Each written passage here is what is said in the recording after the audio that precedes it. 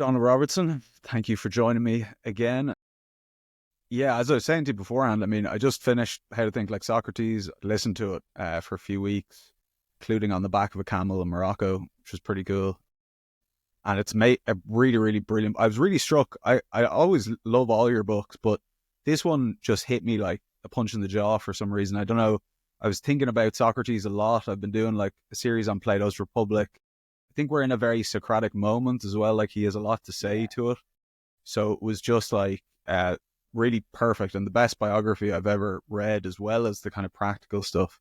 So yeah, I mean, maybe like, yeah, what inspired you really to go for this now, and what was it like? Why do you think it's relevant? Well, like you said, I was hoping people would enjoy reading it as a biography because I just wanted to write the kind of book that I think I would have liked to have read when I was younger. That's usually what guides me in these things. And, I'm happy that I did that. Like, I feel like probably more than any of the other books I've written, I've written about, I don't know, like 7 or 8 books or something now. And, if I could, I guess I'd never thought about this before, actually. Now I'm thinking live here. I'm ad-libbing here. If I was to go back in time Real with all the time. books that I've written and give them to my 17-year-old self, I actually think this is the main one that I'd want to show him and go, you're going to think this is really cool. So that's my kind of benchmark in a way. I've always found it easier to engage with philosophy when I know more about the life of the thinker, the philosopher. Like when I studied philosophy at university, I used to read biographies of Wittgenstein and Bertrand Russell and these guys because that made it easier for me to kind of relate to the abstract stuff that they were saying about philosophy. And actually, only quite recently it's occurred to me.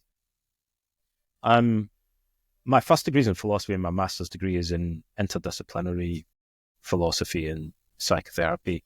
So I've always been working and writing about the intersection between philosophy and psychology, basically. And it occurred to me just recently that one of the reasons that I like the Socratic dialogues is that because they're not lectures and they're not essays, they're conversations between people, they come across as more psychological in a way because it seems like there are real people, not just like saying stuff, but you see them reasoning and how they arrive at certain conclusions and how they kind of avoid admitting certain things. And so there's a psychological drama that unfolds that I guess when you're studying it from the point of view of academic philosophy, almost seems like, it's kind of irrelevant or it gets in the way a little bit. A lot of academic philosophers are kind of inclined to just say, well, what's Plato trying to say? Let's get rid of all the dialogue. So like, what's the point he's trying to make here? And I thought, well, the psychological drama of the conversation is kind of important.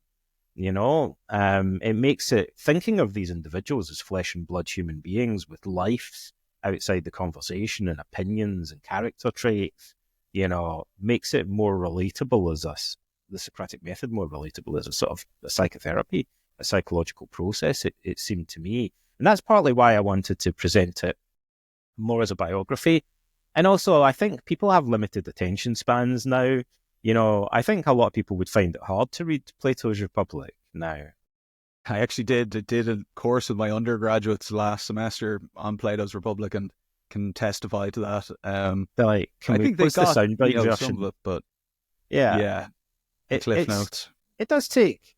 I think in the past people had longer attention spans, and sadly, now people find it harder to get through stuff like that. But talking more about the drama that surrounds it, I think makes it a little bit more engaging. I guess I wanted to write it in a way that was cinematic.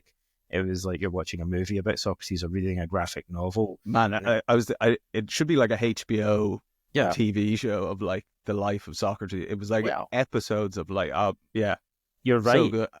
I Yeah, think so. I can Because imagine it as that. so somebody said people say a lot of really strange things about philosophers, I think, I think people have very strongly held opinions about history and philosophy on social media, for example. And sometimes they say things that really surprise me. So somebody said to me they thought Socrates was a kind of boring, he had a sort of boring life or something like that. And I thought, to be joking, that's the opposite of how I see it. Socrates to me seems like one of the most colourful and dramatic figures in the history of philosophy. Like, most philosophers just kind of sit in a library and write books about philosophy. Socrates lived through the Peloponnesian War, the rise and fall of Athenian democracy. It collapsed into a dictatorship during his life. He was surrounded by like really powerful, influential, really colourful characters. I guess it's the ensemble matters as well. You know, like if his whole life is about interacting with people like Alcibiades or famous intellectuals like Protagoras, you know, it makes him a much more color. You get to know more about people. You humanize people more in some ways by understanding who their friends are or who the people are that they interact with. And Socrates is surrounded by, even his wife and his kids become part of his story, and they're kind of interesting and colorful characters. He's a more three-dimensional, dramatic and colorful individual than almost any other, I think perhaps any other philosopher that I can think of. So And that totally is like part of his philosophy as well. I think that's such a point that like it illustrates his character and like his military experience and like seeing the rise and fall of emperors and like standing up to the 30 tyrants and like all this stuff that like if you just read a Platonic dialogue, you're like, oh, this guy's making weird arguments. Like you don't really, you know, understand Socrates, I think. Absolutely. I think the only kind of exception to that, or the main exception to that perhaps, is the Apology, where it's more like a monologue. There's a little bit of dialogue in it, but it's more like a monologue. The dramatic setting is more understandable and more, you know, it's like a courtroom drama in a way, and there's more kind of action in a sense taking place in it, and it's a bit more concise. And there's an element of that. The dialogues are dialogues. There's scene setting, there's characters in them. They're like plays. But some of them, particularly the first book of the Republic, is more like a real three-dimensional conversation. And then the other 9 books of the Republic become a little bit more abstract. Like you kind of forget and just get lost in the abstract side of the argument a little bit. And so I think there's something odd about that. Like on the one hand, Plato to some extent makes it seem like Socrates is a little bit divorced from external events. Everything about Socrates is kind of complex, you know, and ironic and multi-layered. So does Plato place Socrates within a historical context? Like yes and no. Like in some ways he does. He's talking to these characters, and some he hints at things about their life. So the people, I mean, even Marcus Aurelius, who's like 500 years after the death of Socrates, would have understood who Alcibiades and Protagoras and Crito and these people were. And, you know, so the dialogues would have been more dramatic. Modern philosophy students, when they're reading it, you know, if they don't really have the context and understand who some of the other individuals are, then it becomes a bit more like a weird lecture. It's just a couple of guys like saying stuff. You know, they don't think Alcibiades is talking to Socrates about the nature of justice, and then like this dude like that went on and did the things that he did. I mean, this is psychologically quite significant. You know, it's interesting. So there's that, but at the same time, Plato says very little about the context that thing. He tends to sort of hint at things without making it very obvious. And so for sure, in some of the dialogues, I'll give you, what's a good example? There's the one, which, try to remember which dialogue it is now. I think it's the Charmides, if I remember rightly. At the beginning, Socrates has just returned from the Battle of Potidaea, and there's a little dialogue where he meets his friends, and they're saying, hey, how did the war go? And he kind of talks about it briefly, like he doesn't really want to go into much detail, and then he gets drawn into this conversation about the nature of temperance, right? So Plato kind of like just vaguely acknowledges the historical context, you wouldn't even know that was happening. And then it gets into a philosophical discussion. But as readers of it, like Plato's students, and even people centuries later, would have thought that this conversation is taking place like in the middle of the Peloponnesian War, right? And the people that are discussing are sometimes politicians or people that maybe died like under like subsequent political regimes or in the war or whatever. There's all the drama that's surrounding it. And Plato definitely wanted his readers to understand that. How could they not have? I think the thing is that he took it for granted that his readers would have understood the historical context, whereas now so much time has passed that we need it to be spelled out a little bit more to us. It doesn't matter to the philosophy in a sense, but I think it has implications for the psychology. And if we view what's going on as a sort of therapy, it makes us think this is a real person that holds these opinions. How would it shape their emotions and shape their behavior, for example? As a therapist, I'm more interested in it. I'll tell you something else. There are many odd things that I noticed, but the other thing, I think reading the Socratic dialogues as a therapist, there are things that kind of stand out to me that philosophers and classicists usually don't mention or kind of gloss over a bit. And there are things that Socrates says that seem to me more like something a coach or counselor or therapist would say. So it struck me eventually. I thought, why does Socrates seem to make these observations that are more like something a therapist would say than a philosopher? And it's because he spends all day talking to people using the Socratic method. Modern philosophers give lectures and they read books and they write essays, and sometimes they do like seminars and tutorials and stuff, but they don't spend anything like the amount of time that Socrates did engaging in really in-depth one-to-one philosophical conversation. In that regard, what he actually did all day is a bit more like what a counselor or a life coach or a therapist would do. So he makes these psychological observations that I think stem from his extensive use of philosophical dialogue, and that, so he sees things from a slightly different perspective than a lecturer on philosophy might. Really hits on the kind of divide between ancient philosophy, like philosophy as a way of life, and modern philosophy, to be honest, because that's like a lot of that first wave Platonism where it was like Plato's just making arguments and we're just going to take out the arguments and we'll analyze the logical predicates, and turns out it doesn't make sense, and you end up this very weird. But I'm a big fan of like third wave Platonism now, which is like integrating the literary and the philosophical. It's like you can't actually take out the stories, you can't take out the characters, you can't take out the context. Like the fact that Thrasymachus blushes is just as important as the arguments that are being made, And also the fact that Alcibiades weeps is, I think, quite important, like psychologically, And one of the biggest puzzles that struck me is, and I think it strikes most people at some level, is why was Socrates so drawn to Alcibiades? And some people explain that just by saying, he was sexually attracted to him and he was like a really attractive guy and it was a kind of romantic sexual relationship. But I just didn't really ever buy that. I thought there's got to be something more going on in the relationship between them. They seem like such an unlikely pair, basically, and yet they seem completely devoted to each other. And I think partly it's their military experience that Socrates saved. Probably, Alcibiades' fighting life together and and Alcibiades kind of possibly saved Socrates' life as well, in the Battle of Delium. And so they have this kind of bond, I think. But there's also more to it than that, I think.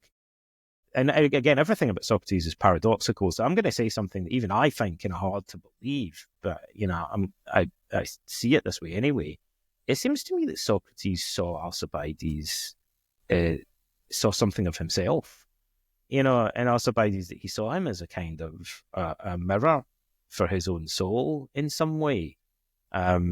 Which seems really puzzling at first. Because he said they're such opposites in the sense of like Socrates is this quite like raw, like working class, middle class kind of guy, and Alcibiades is like a prince to be. Yeah, they seem like complete opposite characters. But then there is this thing about Socrates that he said, he did have weaknesses and vices that he was, he'd learned to overcome through philosophy. And I think we often misjudge people, because we kind of, like with Marcus Aurelius, we see in the Roman, people saw Marcus Aurelius as a very temperate, like even-tempered, self-possessed kind of guy.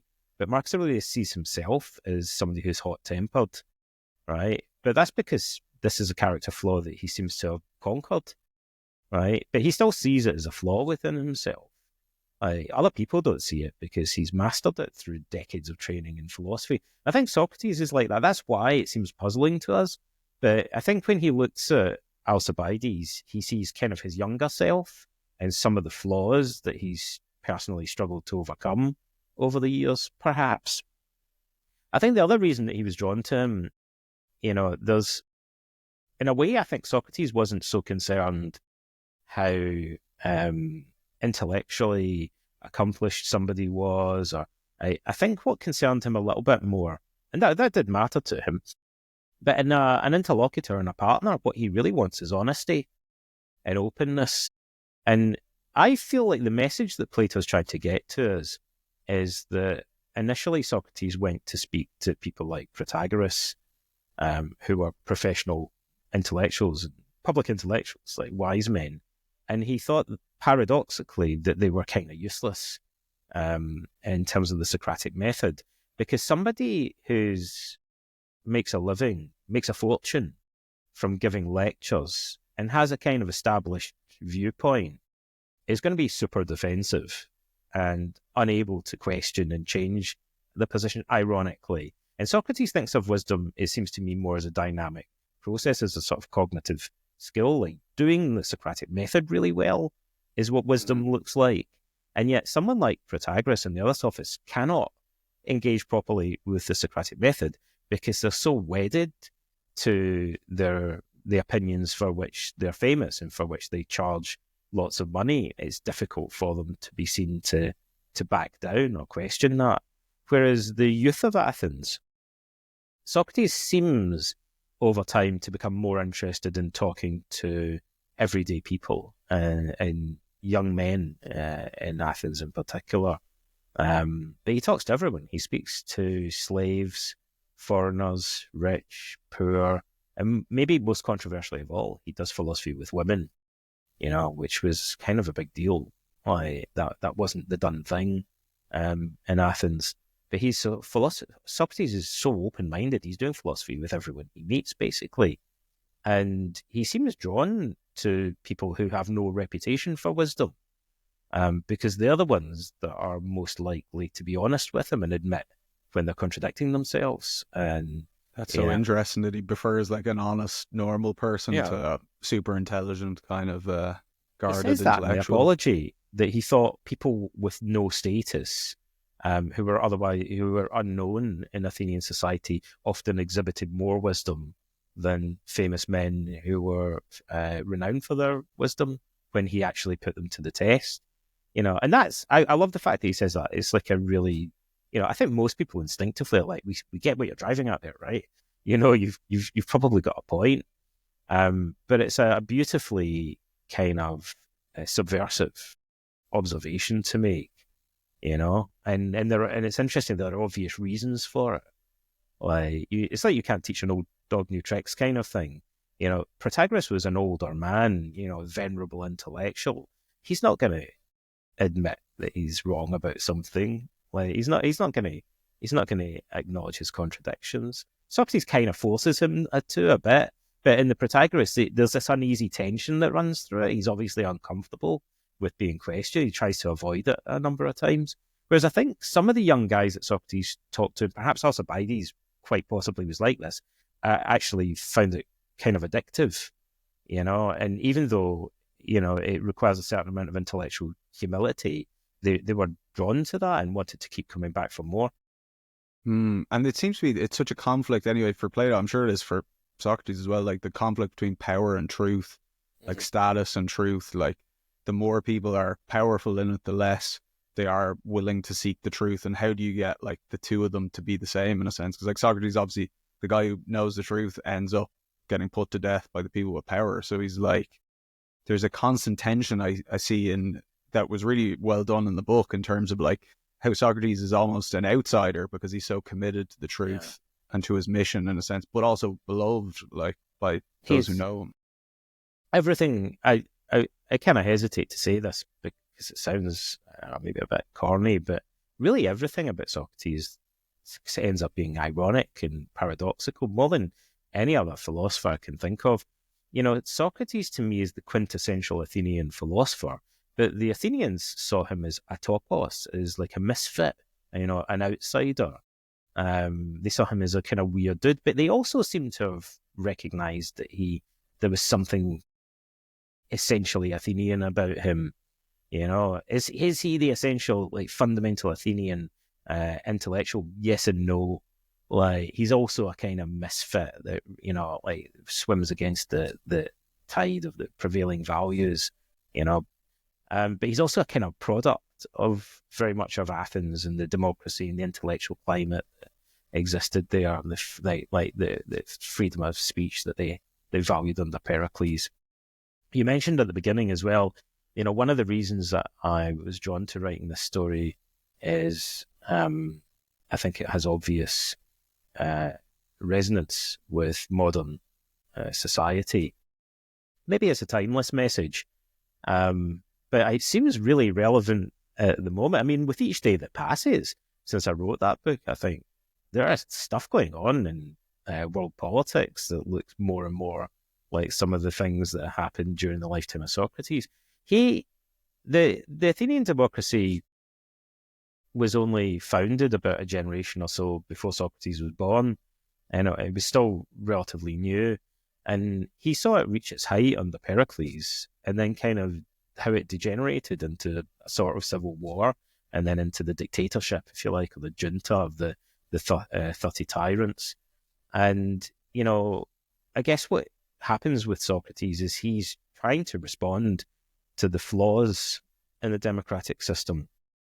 I mean, the obvious flaw is if you hand power to the people, then you're going to get demagogues that come along and try to manipulate public opinion, and they're going to get better at doing that over time through kind of political populism, sort of bribing the electorate by, offering easy solutions to complex problems and stuff like that, but also then using rhetoric and trying to manipulate them emotionally, stoking fear and anger and greed in the assembly, or the voters, if you like, Athenian citizens. And then you get professional rhetoricians that come along and say, we can train you guys to be even better at manipulating the voters in the assembly. And that's really Socrates is obviously responding to the Sophists and rhetoricians, because he's concerned this is the opposite of logic, and philosophical reasoning. It's the subversion of reason. Yeah, because obviously I do my PhDs on social media, so I've been doing tons of stuff on like the attention economy and the internet. And I remember you said before about sophism in it, and I kind of come to the conclusion that a lot of it's set up for a kind of sophism. It's like if you think about like influencers and this, having power over people, and certain people getting all of the attention and other people not. It really rewards drama, it rewards conflict, it doesn't reward like careful thinking, reasoning, analysis. And we've kind of set up this huge simulation to run and put everybody through it. And comparing that with like, how does democracy work when you have this pandering machine that you can hijack to take advantage of people's, lower natures, essentially? Democracy is great if everybody that's involved is behaving as a rational agent, but then the problem is the pandering and political rhetoric start manipulating. It's about, democracy is the best system that we have, but it's flawed. And I guess, Socrates offers us in some ways a defense against that, which is trying to understand when we're being manipulated, and, trying to find ways to spot contradictions and thinking, see through the ways in which persuasion is being used to exploit us and mislead us. But for sure, modern day influencers are like sophists, basically. And, the number of likes or the amount of engagement that you get on social media is kind of like how many, like the applause that an ancient sophist would get from the crowd that he's giving a speech to. Like Socrates said, you end up pandering, because the sophist that gets the biggest round of applause is the one that panders most to the audience, obviously. And the ones that are trying to be reasonable, like Pericles, are at risk of just being drowned out eventually by the ones that are, like Cleon, that are more dramatic and more emotive, and doing kind of attention grabbing stuff, like putting on a performance basically for the crowd. That's what happens on social media today. In some ways, it's technology that massively amplifies that problem. Yeah, that literally optimizes for it in a sense and rewards people that are doing that. So it's interesting. Yeah, this looking at Socrates, because I was looking at Plato's Republic. Socrates obviously sees that problem, and then kind of goes in the Republic to like why we have that problem of foolishness. Like, why do we do things that are so against our best interest? And his kind of tripartite psyche that he comes up with, that we're not actually like one thing, we're a couple of different like motivational structures or different psyches. And it seems like that pandering is all going down to like the lower level. Essentially, it's like not engaging people on a rational or reasonable level. It's working on subconscious biases. I know you mentioned like hyperbolic discounting or temporal discounting. Like it's aiming at manipulating those things basically that are we're not aware of. I think Socrates says, one of the things he says is about this, it seems quite interesting to me, and again sounds like something a therapist would say, is that he appears to recognize that we are victims of, we have blind spots intellectually, and we're victims of our own biased thinking. So in the first Alcibiades, he really talks about this idea that wisdom consists in a type of self-knowledge or self-awareness. He compares it to the slogan that's inscribed outside the temple at Delphi that says, "Know thyself." And he has this amazing analogy for it. He says, saying that you should know yourself is like saying that the eye should see itself. So wisdom is like an eye that sees itself. The eye has a blind spot. The eye can't see itself unless it looks in the mirror or something like that. And so he says to Alcibiades, what would be the best mirror for the human soul? And that, I think, really is one of the most interesting questions that he raises, because I think the answer, in a sense, often the answer for Socrates is obvious, because it's what you can cheat and get the answer that he's aiming at by going, well, what does he actually do all day long? Right? So obviously he thinks it's really important to find some kind of mirror for the humans. Oh, by any chance, is it the thing that you spend all your time doing? Right? So I think he thinks the Socratic method and engaging in a dialogue with an interlocutor who's really sincere provides us with the best mirror for the human soul. And because we can spot other people's biases a lot more easily than we spot our own. But the thing is that, and this is where I think he resembles a therapist more than a philosophy lecturer, that I think over time, if you question another living, breathing human being very deeply, and help them to see through their own biases and contradictions, well, after a while you start to think, you learn indirectly to perceive yourself, because you think, maybe I do this too. Maybe the mistakes that this guy's making are mistakes that sometimes I fall into as well. But it's easier for me to spot it when someone else is doing them. And in therapy, you find that you're working with clients who have got anger, pathological worrying, and it's obvious that what they're doing is irrational. You can see the reasons why they're doing it and what maintains it and so on. But over time, gradually, if you reflect on it, you start to gain self-awareness from it. You think, maybe I do this too sometimes, but if you were just sitting on your own reflecting on it, it's hard to get that objectivity, that perspective. And I guess the other thing, the way you get it is if you're in the position of the client and someone else is questioning you.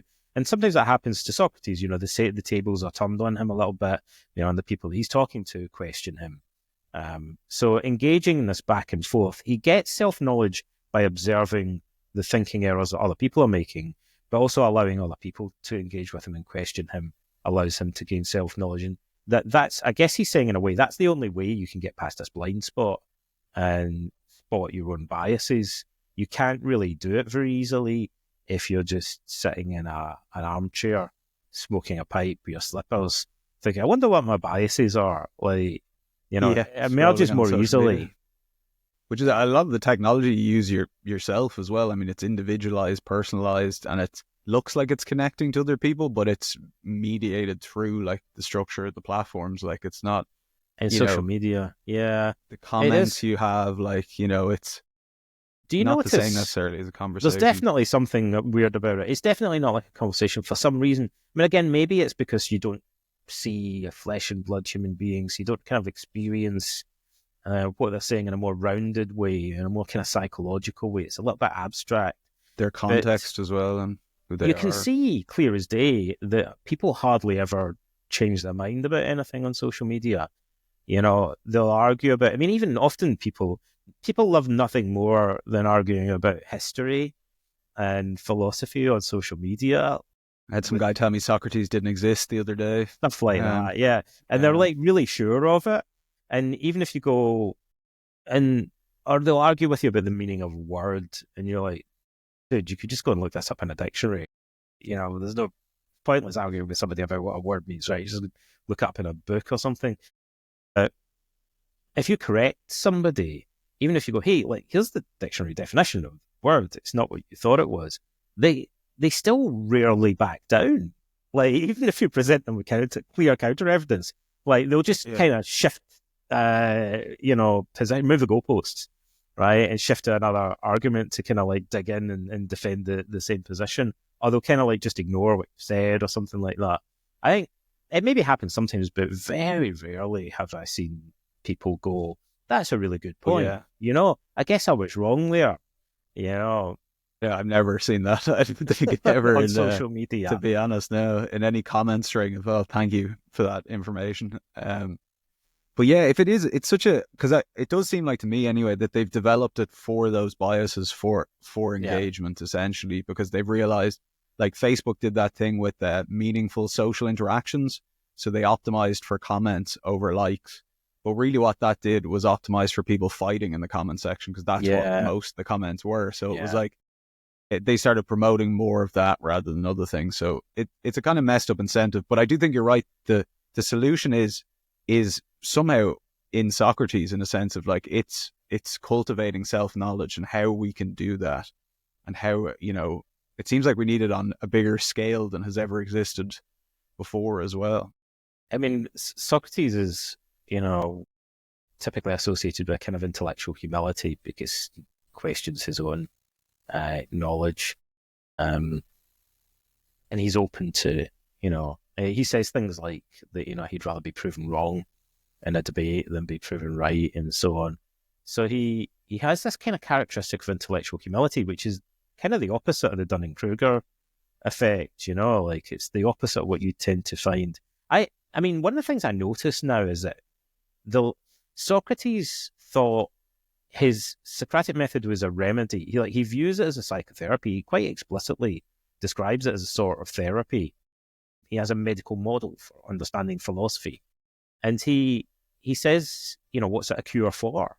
He's pretty clear and he's pretty consistent in saying the Socratic method cures a sort of intellectual conceit, which is sometimes called double ignorance. It's believing that you know something which you do not in fact know. Again, a bit like the kind of Dunning-Kruger phenomenon. So questioning bogus expertise basically is one of the main things that he tends to do. In the first Alcibiades, just to pick a random example, Alcibiades, what he's just about to address the assembly for the first time, and he thinks that he's like an expert on the nature of justice, the well-being of the Athenian state. And Socrates demonstrates to him pretty easily that he doesn't know anything about this. It's a kind of vacuous conceit on his part. He doesn't really know anything about justice. He hasn't got the faint to, he's never studied the subject. He's never put any effort into like exploring it. He couldn't really define it. And yet he kind of assumes he should be able to address the assembly about it. So he's curing this kind of intellectual conceit. One of the things I noticed now, I guess one of the benefits of being in your 50s is that you can potentially go, I remember when everything was made of wood, and it was different back in the day. But I think it was different. One of the things that I've noticed that seems different to me is on social media at least, everyone seems to think they're an expert on everything now, particularly during the pandemic. Everyone was an expert on epidemiology. And, these influencers would be going on about medical studies that they clearly had no idea how to interpret. They didn't know anything about medical research methods or how to interpret the statistics. It used to be people had the intellectual humility, or they had more trust in experts. I think part of it is this kind of erosion of our trust in experts. We assume that all experts are corrupt. This idea that you get mainly on the right, that universities are just dominated by cultural Marxists or whatever, is really pernicious.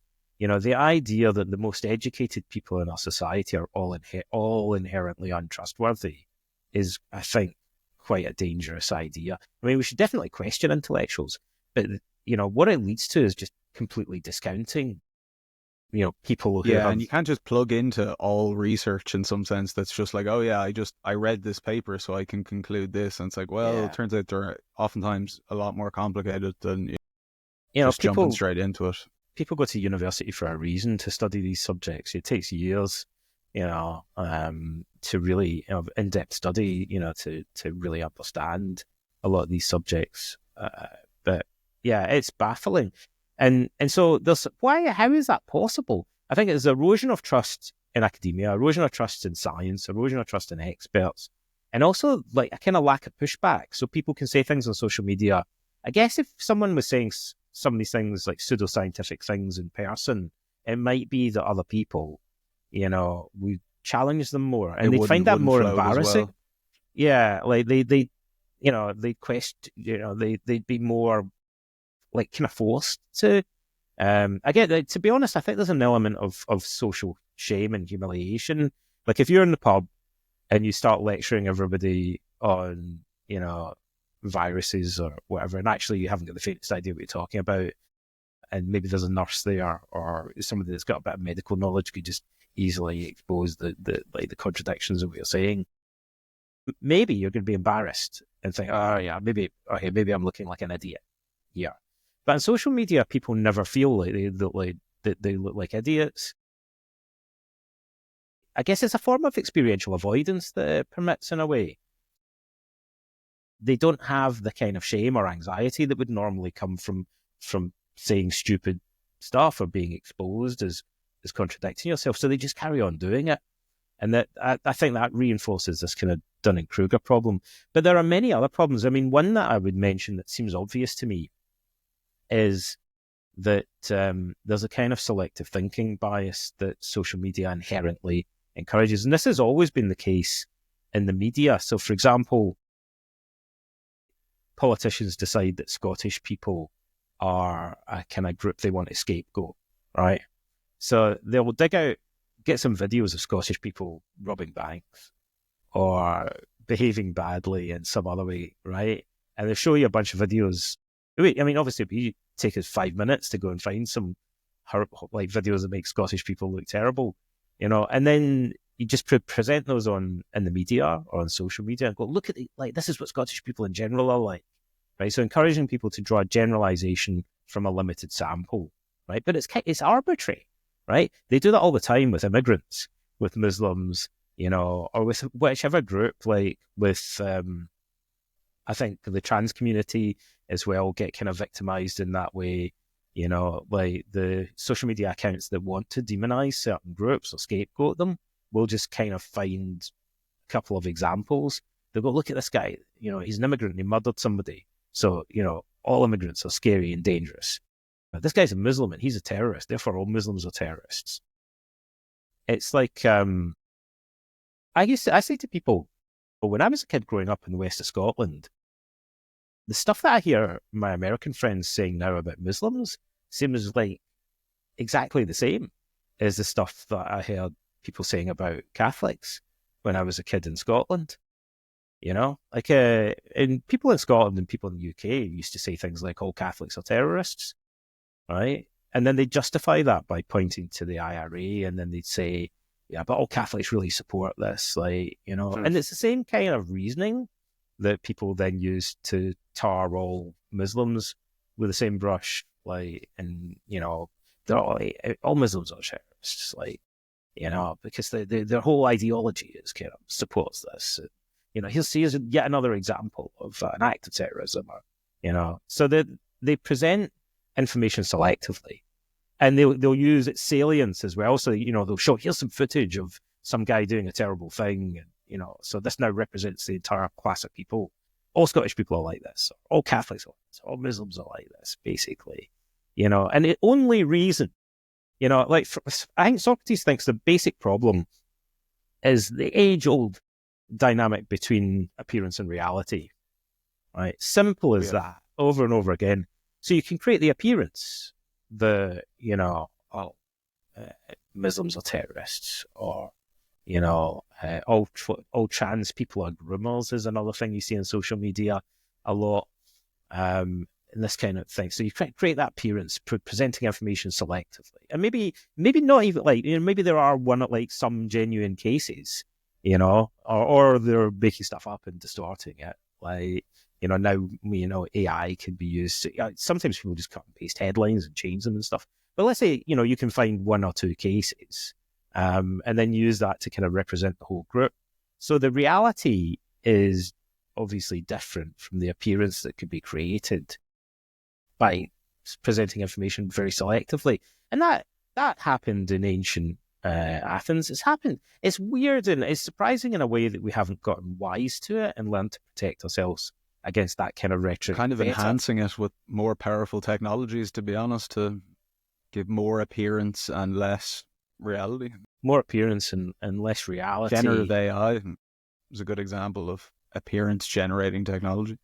Yeah, completely fabricating appearances. But yeah, things like Twitter, I think, are really good at presenting information selectively. Part of it is because it has to be so concise. You go on your feed and it'll just be images of specific, things kind of taken out of context and stuff. So like I say, the easiest way to think about it, maybe the easiest way to address it is just to imagine the argument was different. Like, suppose they were just arbitrarily saying, ginger people are all, bank robbers or something. You'd be like, here's examples of red-headed people robbing banks. There's another one that just happened yesterday. A red-headed guy in Norway robbed a bank. We should be concerned about these redheads, running wild, or Scottish people or whatever. Now, obviously, that seems ridiculous. Right, but that's exactly what social media does. I mean, if I go on Twitter right now, probably the news feed is just jam packed with stuff like that. Yeah, and when you're living in that world, I suppose it confirms the biases, in a sense of feedback. But I guess the way out of it, because I'm interested. I went to Media Literacy Ireland event that do all the media literacy stuff in terms of educating young people on the internet and this kind of new space that they're in and things like that. And the word that just kept coming up all the time was just critical thinking. We need to teach critical thinking. We need to teach critical thinking. How do we teach critical thinking? Nobody mentioned Socrates, to be fair. I was like, if you're going to talk about critical thinking, you should be talking about Socrates. Talking about Socrates and the Socratic method. Yeah, absolutely. You hear that over and over again, that we should be teaching critical thinking. Why is it? It takes effort to do that, though. Socrates and the Stoics would point out it's uncomfortable to be refuted, especially if it's about opinions that you hold. We see this all the time in psychotherapy. In cognitive therapy, what we have to do is identify problematic beliefs that people have that are contributing to their behavioral or emotional problems, and then help the client to question them, challenge them. And some people can kind of do that relatively easily, and then for other people, it's quite hard. It's quite uncomfortable for them to start questioning things that they've taken for granted all of their whole life long. And that's in quite a controlled environment, where somebody's literally turning up and paying the therapist to do it. In other situations, if you're just down the pub and you start questioning somebody's deeply held beliefs about their moral values and things like that, the cognitive distortions. Yeah, you'll get a pint of beer emptied over your head or a punch in the nose or something like that, maybe, or they'll just leave. perhaps. But I think that's what Socrates was saying in a way. What his story is about, in a sense, is that some people got really angry with him. Mm. And then other people were more by nature amenable to this kind of elenchus, the refutation of their beliefs. I don't know exactly, how we can change society so that more people are amenable. But there's two problems, really. One is that a lot of people are kind of inaccessible to it. They're deeply resistant. They'll run a mile from anything that would involve getting them to engage in critical thinking. And then the other problem is that we're not really doing any critical thinking or teaching it anyway. So the first thing would be, helping people, preparing people to be more open to it in the first place. And then secondly, actually, engaging with it. It takes time and effort and patience, and it can be uncomfortable. And so, of course, that's something that many people are naturally going to avoid. The only way that people, you have to provide a carrot. You have to dangle some kind of carrot in order to get people to walk through the ring of fire, right? Of engaging in critical thinking. I think that's partly what's missing. We need to kind of make people more aware of the potential benefits of engaging in critical thinking, or maybe the dangers of not doing it. In order to, otherwise, their instinct is just going to be to avoid it like plague. Sadly, how crazy is that? That I know it's human nature. We're a strange bunch, all right. It's human nature to avoid thinking too hard and changing our beliefs. Except in rare cases, so, some people are much more open to it. And social media, I guess, gives us this kind of one way it compounds the problem is it gives us this bogus interaction.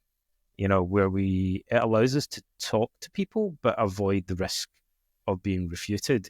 So you could say it's a sort of distraction technique. It diverts us from having normal conversations where we would potentially get the rough edges knocked off some of our more extreme opinions.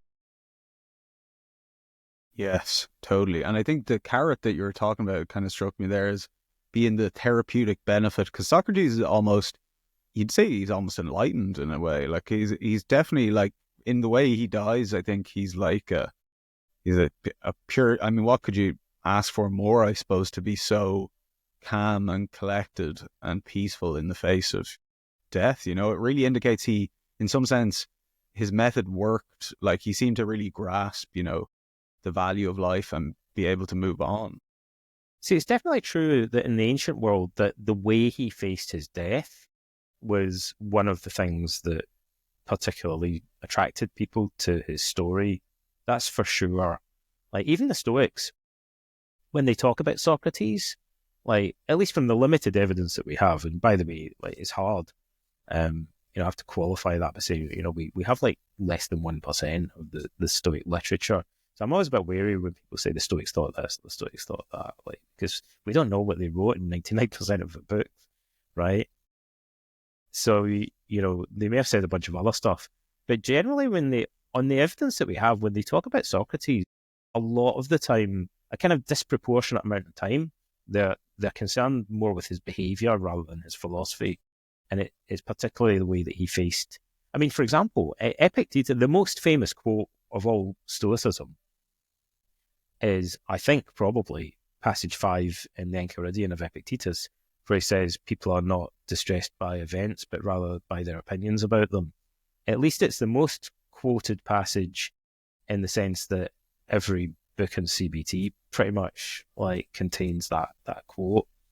And yet in the next sentence, Epictetus, in the same passage, goes on to say, for example, death cannot be intrinsically terrible, otherwise Socrates would have been terrified of dying and he wasn't.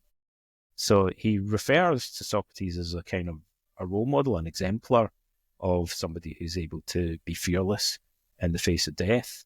And that's kind of more powerful for the Stoics than the content of Plato's dialogues, I think. It's more Socrates' character, his attitude towards philosophy, and the way that he behaved in court.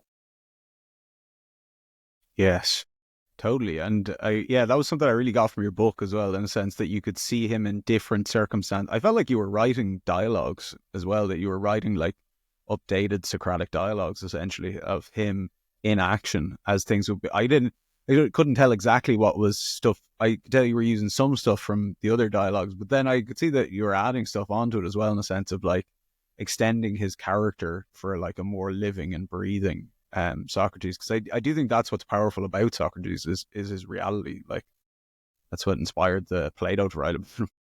Yeah, sometimes, I mean, talking about Plato's dialogues is again a controversial thing, because there's a lot of people that get really opinionated about history and philosophy. And so some of them like Plato, like Socrates would never have said that, and Plato would never have said that. But actually, the things that I have Socrates saying in that book are almost like the vast majority of it is taken directly from Plato or Xenophon. And so sometimes it's simplified or it's paraphrased, but the argument is the same, essentially. Usually, mainly I had to abbreviate stuff and clarify things a little bit, that are maybe a little bit more opaque in Plato or Xenophon. And then there's also, I draw on a pseudo-Platonic dialogue called the Axiochus, which I think is very important. But there's very little in the book that I attribute to Socrates that I just made up. Like, in fact, I can only really think of like one shot. But yeah, no, sorry, I didn't mean made up, but in terms of that you were kind of pulling things together in a way that felt like a new synthesis. Like, yeah, I had to, I mean, the funny thing is, it seems to me that I guess like what I was doing on paper was just what I was naturally doing in my own head. When I think about Socrates, I think of him as a three-dimensional dramatic character, and these dialogues, I guess I think of a kind of summary version of like what's the gist of this dialogue, and what are the key arguments that he's trying to make, and the highlights, as it were. And so I guess I told the story of his life and described those dialogues in the way that I would kind of process them, the way that I understand them. And yeah, like often it's, it took quite a lot of work to condense the dialogues, to figure out which bits to leave out. Again, that's probably. I was going to say, was that difficult? Like, yeah, it's really hard. A huge task. I mean, at first I thought it was a ridiculous thing to do. Actually, I didn't want to write this book initially because I thought what I said to myself would be, it's absurd to think of kind of editing Plato, which is essentially what I was doing, and producing a sort of abridged version of Plato's dialogues and a simplified version of it. That's a kind of, presumptuous, no one, I felt in a sense is entitled to do that. These are masterpieces. We shouldn't do it. And then what kind of swayed me in the end was I started to think from a different perspective of what kind of book do I want to give to my kids, and what sort of book do I think would actually help ordinary people the most. And it suddenly seemed to me the other way around. It seemed to me like a great injustice that future generations don't have a more accessible version of the life and thought of Socrates. Again, I thought if I could go back in time, to my 17-year-old self, I thought, well, would I risk editing and paraphrasing Plato to give it to and I thought, 100%, yeah, I don't care if it offends a couple of scholars because I've left certain things out or they don't agree with my interpretation. Suddenly that seemed trivial.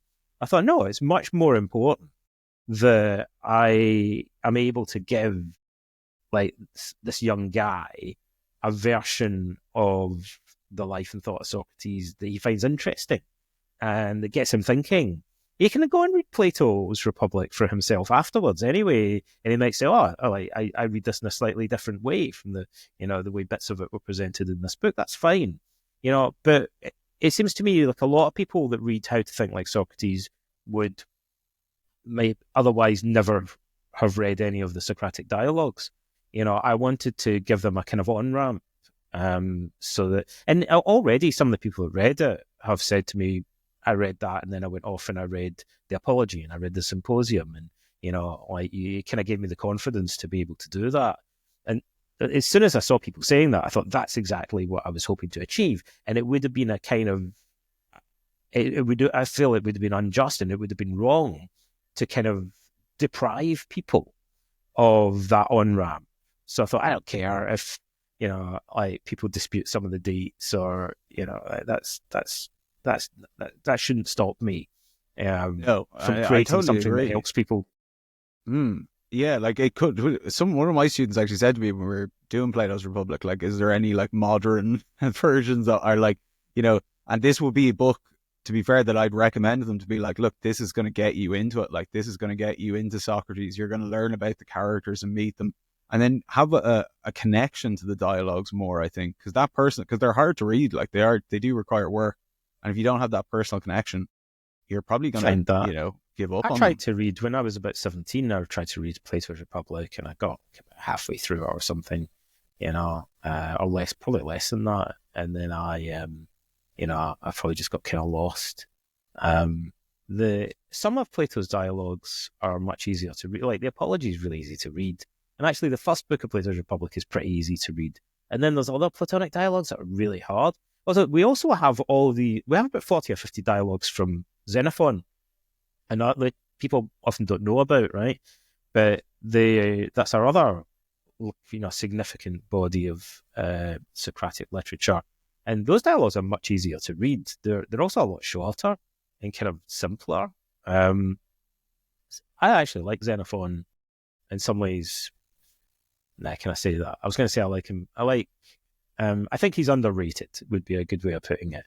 I think the Stoics, again, from the very limited evidence that we have, seem to be as interested in Xenophon's Socrates, or possibly slightly more interested in him than they are in Plato's Socrates. And some of the stuff that you find in Xenophon really jumps out to me as a therapist rather than a philosopher, because he's like, there's at least two of those dialogues where he's shows Socrates very simply using the Socratic method to help one of his friends, and Socrates, in another case, his own son, Lamprocles, to Yeah, deal I with their remember you anger. saying actually. And there he really looks like he's, because sometimes if I say, well, the Socratic method is in a sense, a psychotherapeutic method. So sometimes if people are looking at certain of Plato's dialogues, they might think, well, I don't really see it that way. It seems more like an abstract philosophical method. But I think if you then look at Xenophon's dialogues, in particular those two, some of the other ones, it's really obvious that what he's doing is very similar to cognitive therapy. That's a much less controversial claim. So what about these examples? At least in some cases, he's literally using it to help them overcome their anger towards other people, and to question the beliefs that are causing them to feel angry. There are bits of it that are really similar to what we would do in cognitive therapy. The other thing I wanted to mention, while we're on the subject, is no one ever, I've read entire books about the Socratic method that fail to mention that in one of Xenophon's dialogues, he uses a teaching aid, and he literally explains to a young guy how he would do the Socratic method by drawing him a diagram. And that jumped out of the page to me because he draws a 2-column diagram. I guarantee you, as we're speaking, somewhere in the world, there are multiple cognitive behavioral therapists drawing 2 columns on a flip chart right now, like with their clients. So it's one of the most common techniques they use in cognitive therapy. So when I read that, it immediately jumped off the page to me. And then I thought, not only is this kind of overlooked a bit, but it's not even mentioned in I'd any never of heard it anywhere else, to be and I honest. thought, am I imagining this? I went back and I looked at the original Greek to make sure it wasn't just some quirk of the translation. I thought, no, he clearly describes drawing 2 columns, and he explains that this is a method for teaching, like the basic steps of the Socratic method. So I thought that was really striking. sometimes people are a little bit vague about what the method consists in, but I think a lot of people think Socratic questioning, people will say, what sort of questions did Socrates ask? So they think it's going to be formulaic questions, which actually, in cognitive therapy, we ask formulaic questions. So we'll say, where's the evidence for that? How's that working out for you? You know, how would you advise other people to think about the situation? How do you think other people might advise you to think about it differently and stuff like that, right? So it's you can make a list of questions. With Socrates, what he's doing is more like creative brainstorming of exceptions to the interlocutor's definitions and the generalizations that they're making. He'll draw their attention to contradictions in their thinking, but usually Socrates comes up with examples. That's probably why people think he's sometimes being quite leading, but really, he's just identifying counter evidence. But it's not a formula. Like, and I guess in a way, it's something that an algorithm couldn't do as easily. Like he's being creative. So, for example, the famous example is he's talking to lackeys in Nicaeus, to Athenian generals, about how to define bravery. And one of them, I can't remember which way around it is, but one of the generals says it's standing your ground in the face of the enemy is how I would define courage. And that's a cliched definition because it's what you have to do if you're a hoplite fighting in a phalanx formation. It's like the main thing that he has to drum into his troops, so that he mustn't break formation. And so Socrates says, well, what if you're fighting the cavalry? Then the cavalry don't stand their ground, they charge into the enemy. He says also the Spartans don't always fight in phalanx formation. Sometimes they charge among the enemy like cavalry do, but everyone thinks that they're courageous. And what if you're fighting a tactical retreat? Then surely, if you dropped your weapons and run, that would be cowardly. But if you fight in a more temperate way as you're retreating, then that's courageous, right? And what about in civilian life? If you're not talking about warfare at all, then surely that definition doesn't really hold true. So, but what he's doing is listing a bunch of different situations that contradict the definition. And that's not formulaic. Like, that's creative thinking. He's having to think on his feet in order to do that. Yeah, it's not quite how people imagine the method. How do you learn how to do that? It takes practice. I think people can learn that skill, but it requires a kind of, I think Socrates, it's fairly safe to say, clearly exhibits a high level of what psychologists today call cognitive flexibility. Like, he's really good at viewing things, thinking outside the box, at viewing things from alternative perspectives, at spotting contradictions, at changing his assumptions. Like, he's very flexible in his thinking. And that's gold dust, because we know that cognitive flexibility tends to make people better at problem solving. It's associated with emotional resilience and well-being, so it's quite important. It's quite psychologically significant that he excels in that regard.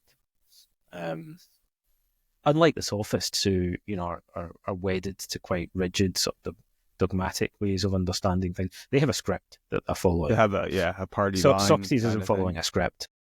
No, and cognitive flexibility as well seems to be pretty close to wisdom. Like that seems to be part of the love of wisdom, at least. That and mental health. I'm sure cognitive rigidity is a symptom really of mental health problems a lot of the time. Yeah, that's a simple observation, which is there are many converging studies that support it. There's a lot of convoluted things that we find in research and psychopathology and psychotherapy, but sometimes the simple things you can point to, you go, look, any psychotherapist is going to tell you clearly that overly rigid thinking tends to come up again and again and again, as virtually all clients have some kind of tunnel vision, rigidity.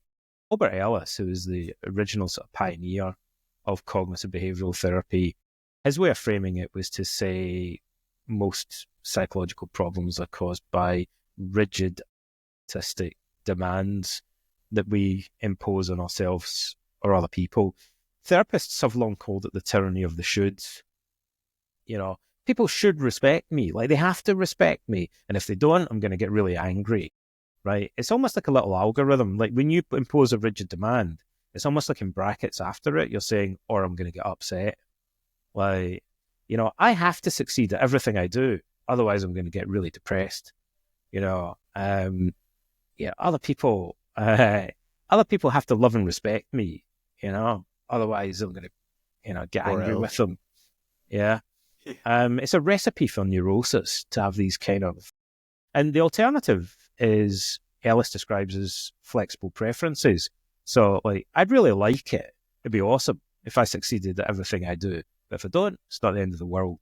Or it would be great if everybody loved and respected me. I definitely prefer that. Like, but sometimes if they don't, I can handle that. Like, would be a more like normal, like, resilient, adaptive way of thinking about things. But when we get into this kind of rigid, simplistic, dogmatic, way of thinking about things, now we're about to step. I'm just going to warn you, right? We're on the verge of stepping into controversial territory here, right? Because given that rigid shoulds and rules, demands are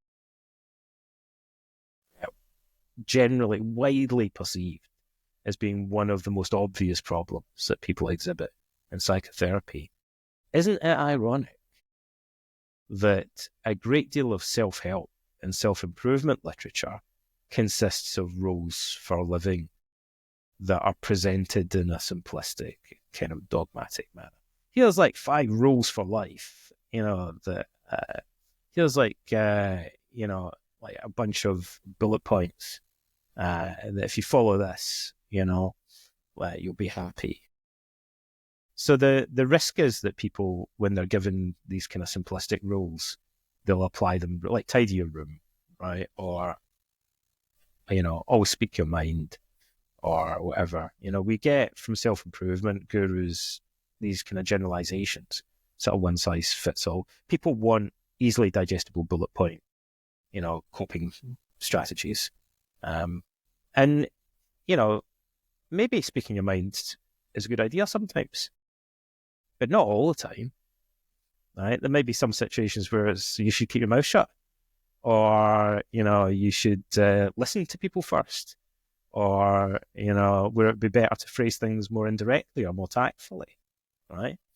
But I think it's human nature that we want simple solutions to complex problems. And self-improvement influencers give us simple solutions to complex psychological and interpersonal problems. And they're particularly risky because often they seem to work initially. And so we get kind of addicted to doing them, start doing them more habitually, like to follow these rules until the rule works until it doesn't. It's a good idea until it's not, right? And then we find ourselves in a situation where we think, this doesn't really seem to be working for me anymore. Like, and if we're not careful, we'll carry on kind of stubbornly, trying to follow the same rule, apply the same strategy, even though it's not working anymore. Socrates saw this problem with the Sophists and the maxims that they gave out. I'll give you a little example. In that dialogue, where he's talking to a guy called Euthydemus. There are 2 Euthydemuses, one in Plato and one in Xenophon, 2 different dudes. So there's a young guy called Euthydemus who's a self-help junkie. He says he has the best collection in Athens of books containing the maxims of the wise, as he calls it. And so he's been studying, young guy, like trying to improve himself by reading this stuff. And he says that he wants to be a great statesman. So he's learned a lot about the concept of justice and injustice, and that's how he's going about improving his character. And Socrates says, well, like, in that case, let's do a test and see, what you've taken from the books, and can you define the concept of justice for me? And Euthydemus says, well, it'd be easier to give examples of injustice because those are more obvious. That itself is an interesting observation. Anyway, we'll pass over that. And so Socrates says, okay, what are some examples? Do you mean stuff like, lying and stealing? And Euthydemus says, yeah, obviously that would be examples of injustice. So you shouldn't lie, that's what I've learned from these books, right? That's a characteristic type of injustice. Then Socrates says, what if you're an elected general, though, in a war and you deceive the enemy? Is that unjust, or would that be acceptable? Euthydemus is like, well, okay, that's different, Socrates, that's an exception. Socrates says, what if you're a parent and the only way you can get your child to take medicine is to conceal it in their food? Would that be unjust, or do you think that would be different? He's like, well, that's different, Socrates. And then he uses an example that's kind of cliche in the history of philosophy, which is, what if your friend is suicidal and he asks you where you've hidden his dagger? Would it be, unjust to tell him, you can't remember where it is, to lie to him and deceive him in that regard? Euthydemus says, okay, I see what you mean, right? Maybe it's an overgeneralization to say that all lying is unjust. So this seems like, in a sense, it's a simple example. It's an obvious example. Euthydemus now has more cognitive flexibility, right? He thinks, okay, maybe, to some extent, lying is a good example of injustice, but there's some exceptions to that. Maybe it's understanding these exceptions and being able to think through individual scenarios that constitutes understanding and wisdom. Perhaps it's this flexibility, that being able to think around the subject and question or assumptions that constitutes real wisdom.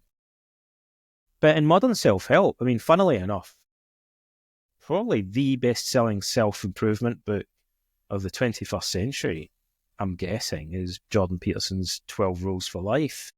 And one of those rules is always tell the truth, or at least never lie. That's, I think, verbatim, right? Which happens to be exactly... In his defense, he argues they're more principles than rules, but I think that was a marketing thing.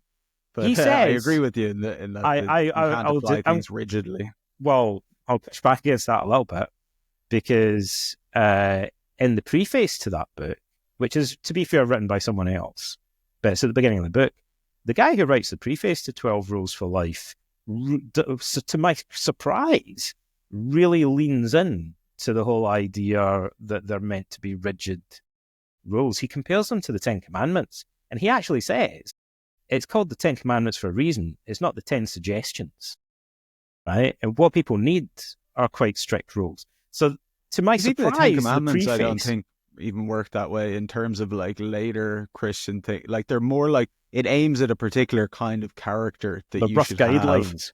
have. Rough, yeah, but like, well, I mean, I guess they're guidelines. But then, like Moses kills a guy, like I think that's, and he's the guy that gets the Ten Commandments. So, yeah, I think that's true, right? So the problem is, let me put it this way: there was a Stoic called Aristotle of Chios who talked about exactly this problem with, we call it in modern psychology the problem of rule-governed behavior, right? So if people are given a rule like always tell the truth or at least never lie, are they going to interpret it flexibly or are they going to interpret it rigidly? Aristotle said the problem with moral precepts, which are basically a similar kind of thing, they're little maxims that you follow in different situations in life. He said the problem with precepts is that wise people apply them wisely and foolish people apply them foolishly. So the way that people respond to them is going to depend to some extent on their personality and their attitude towards rule-governed behavior. So even if you write a book that summarizes, kind of presents rules in the kind of bullet point list, I guess you could say the risk is that some people are going to apply them in an overly rigid way. Actually, even if you warn them against doing that, you're going to find that some people do that. Now, there's a couple of interesting things about this, but one of them is, under what circumstances are people more likely to apply verbal rules in an overly rigid manner? Well, one of the circumstances is when they're under stress, right? So people tend to sacrifice cognitive flexibility when they experience themselves as being in a stressful situation. But that's exactly what self-improvement, self-help rules are supposed to help with, right? So the problem, I think, is more serious than it seems at first. So you might read a bunch of self-help rules and think, I'm not stupid enough, to take that to mean that you always have to tell the truth to everybody in every situation. Obviously not. Mm-hmm. But that's when you're thinking rationally and flexibly in your normal mode of functioning. When you're highly anxious, or when someone's just come up to you in the street and punch you in the face, when you're under stress and under time pressure, you're more likely to revert back, or most people are more likely to revert back to a kind of rigid version of rule-governed behavior, where they doggedly continue doing something in the face of feedback that tells them that it's not really working anymore. And that's what we see in therapy on a daily basis, basically. And you're getting rid of those rules a lot of the time in terms of getting people to question them and overcome them, so they're not, just caught in this feedback loop. Yeah, like I was saying, I gave some examples earlier of, and some of them are rules. Often they're rules that they've just inherited from their parents, or they've kind of formulated over time, maybe unconsciously. But it's often they're rules that they've got from self-improvement or self-help literature, but they're kind of applying in a way that's clearly self-defeating. I can give you countless examples, but for example, this isn't so common now, but because self-help literature kind of goes through cycles, like it has fads that it goes through. So one of them is positive thinking has gone through various cycles, right? Positive thinking is not really that popular at the moment, even in popular culture. Yeah, it used to be really big. Yeah, like in the 80s and stuff, I remember it's still big in some areas. People, like, there's this thing called the law of attraction where a lot of people still believe The secret. Version. Yeah, stuff like that. So, you'll get people say, I mustn't think negatively. I have to, focus on positive thoughts. Sometimes that's helpful. Like, you can see of any of these rules, sometimes it works and sometimes it doesn't. And it kind of depends how you're doing it. Like, if you're doing that really rigidly, it's kind of crazy. It might become a bit delusional. It causes psychological problems if you try and suppress negative thoughts and just focus. So especially if the positive thoughts aren't realistic ones, that can obviously become problematic. But also the avoidance of negative thoughts is well known to become quite toxic over time. But someone else might say, well, I don't do it in this kind of rigid way. I'm quite flexible about it. I don't think there's anything wrong with just focusing on positive ideas as long as they're kind of reasonably realistic ones. That's fine. But when people are under a lot of pressure, they'll tend to revert to a kind of more panicky, sort of rigid form of positive thinking that really can become quite toxic if they're not careful. Just to show, the thing that's on the ascendant at the moment is mindfulness, right? You could say the same thing about mindfulness training. Mindfulness is a pretty solid self-help, psychological technique until it isn't. In some situations. So, for example, if you're giving a wedding speech and you practice mindfulness of breathing, you'd have to be quite careful that it doesn't exacerbate self-focused attention, which contributes to social anxiety and performance anxiety, right? So again, maybe there's different ways of doing it, but you could easily think, I'm doing my mindfulness of breathing right now, and be using it in a way that actually contributes to social anxiety. Someone with hypochondria or health anxiety, mindfulness in some forms might help them, but it can also just easily get turned into scanning their body for symptoms, and kind of obsessing about, slight pains or, maybe noticing the heart skips a beat or something like that. So overly, be threat monitoring and scanning your body for possible symptoms is a symptom of health anxiety. Someone might think that they're doing mindfulness practice when actually what they're really doing is symptomatic of the problem. So any self-help technique can be used wisely or foolishly, or in a healthy or an unhealthy way, basically. And again, I think it comes back to Socrates having the kind of self-awareness and being reflective enough to take Jordan Peterson's 12 rules or mindfulness or relaxation techniques or positive thinking and weigh up what the pros and cons of this advice or this strategy are, and which situations it would be useful in and which situations it might not be useful in. Again, it comes down to being adaptive and being flexible and being reflective, which people are encouraged to do in therapy, but left to their own devices when they're consuming self-help online, for example, often they just take the bullet point and apply it in a kind of rigid, formulaic way, which potentially can lead to some of these problems. Yeah, I think that people interpret philosophy that way sometimes as well, in some sense that it's just like you want to get these algorithms for life rather than what Socrates is doing, which is a way of life. Everything's context dependent for him. It's like, okay, in this situation, how do I figure things out? How do I learn? How do I kind of ask the right questions? It's not just like, oh, I can just do the same thing all the time. I have this perfect algorithm or something. So it's almost like, yeah, in the therapy, it has to integrate into your day-to-day life. You have to be committed to seeking the truth and wisdom and those other things. I would And you say, can't just get a I hate to rule. break it to you kids, but you're going to have to learn to think for yourselves. How to think like Socrates? No. Yeah.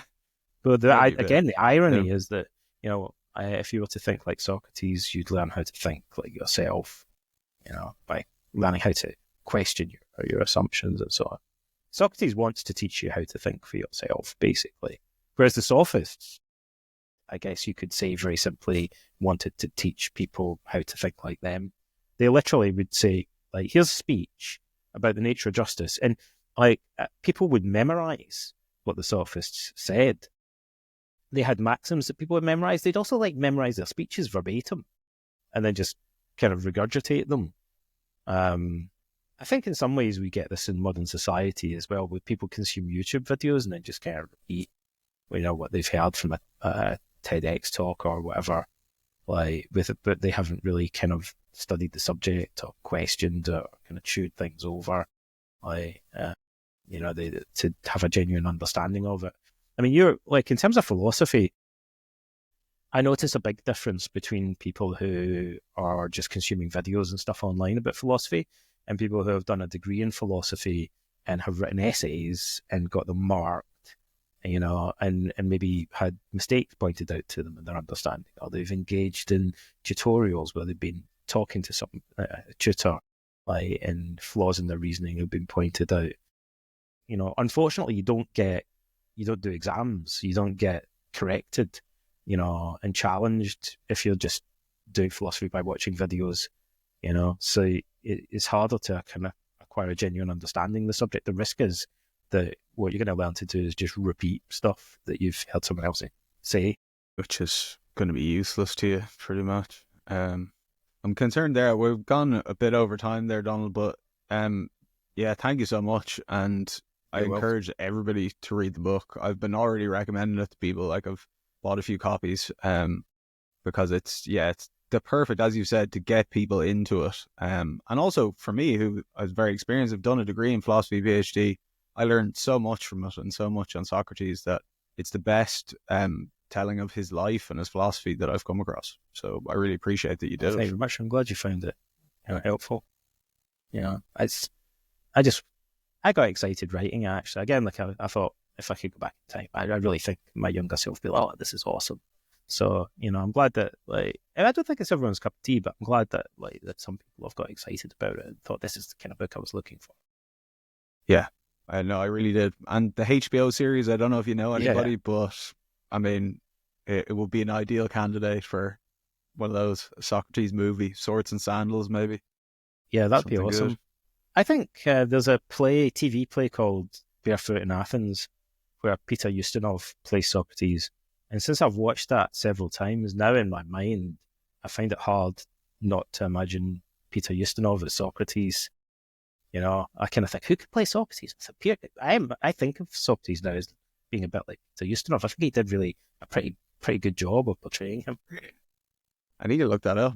I'll have to watch it. Barefoot in check it Athens. out. Perfect. Thanks again, Donald.